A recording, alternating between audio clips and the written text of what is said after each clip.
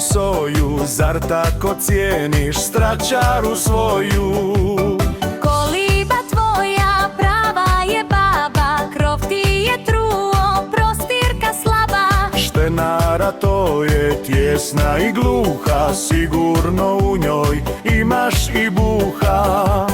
Kućicu takvu hvališ o mali, za ručak dobar svakom bi dali. Rekoše tako njih troje ljuti, dok mudralija po strani šuti. Diže se Ježić, oči mu sjaje, gostima čudnim odgovor daje. Ma kakav bio moj rodni prag, On mi je ipak mio i drag.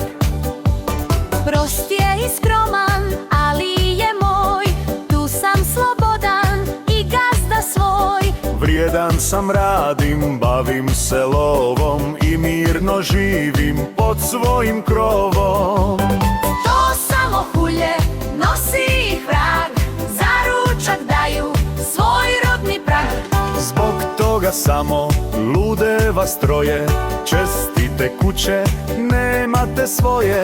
Živite, čujem, od skitnje pljačke i svršit ćete Naopačke. To sluša Lija, pa sudi zdravo. Sad vidim i ja,